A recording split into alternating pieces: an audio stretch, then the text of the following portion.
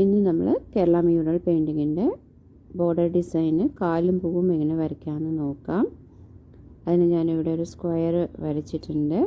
6 സെൻറ്റിമീറ്ററാണ് അതിൻ്റെ ലെങ്ത്തും ബ്രെഡ്ത്തും.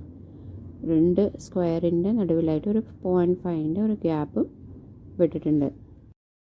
Next step, നമ്മൾ ഈ സ്ക്വയറിനെ ഈക്വൽ 3 പാർട്സായിട്ട് ഡിവൈഡ് ചെയ്യണം. അപ്പോൾ ഓരോ ബോക്സും 2 സെൻറ്റിമീറ്റർ ഈച്ചായിട്ട് ഡിവൈഡ് ചെയ്തിട്ട് വരയ്ക്കണം. ഓൾറെഡി നമ്മൾ 2 ബോർഡർ ഡിസൈന് വരയ്ക്കാൻ പഠിച്ചിട്ടുണ്ടായിരുന്നു.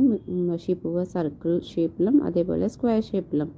അത് കളർ ചെയ്യാമെന്നിങ്ങനെ നമ്മൾ പഠിച്ചു. അതേപോലെ തന്നെ ഒരു ബോർഡർ ഡിസൈനാണ് ഇത്.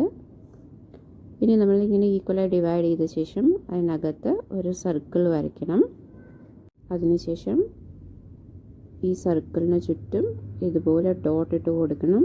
അതും സർക്കിൾ ഷേപ്പിൽ തന്നെ ആവണം. ഇത് നമ്മളുടെ ഓരോ ഇതളിൻ്റെയും സ്റ്റാർട്ടിങ് പോയിൻ്റ് ഒരേപോലെ ആവാൻ വേണ്ടിയിട്ടാണ് ഇങ്ങനെ സർക്കിളിന് ചുറ്റും ഡോട്ട് ഇട്ട് കൊടുക്കുന്നത്.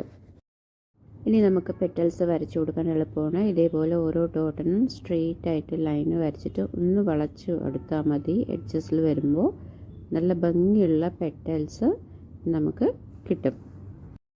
ഇതിൻ്റെ കളറിങ് നല്ല എളുപ്പമാണ്. ആദ്യം യെല്ലോ വാഷ് ചെയ്യുക.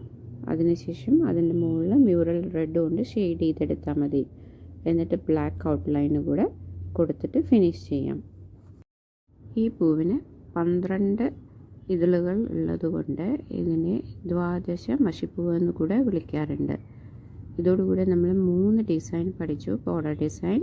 ഇനി ഒരു ഡിസൈൻ കൂടെ ബാക്കിയുണ്ട്. അത് നമുക്ക് നെക്സ്റ്റ് ക്ലാസ്സിൽ നോക്കാം.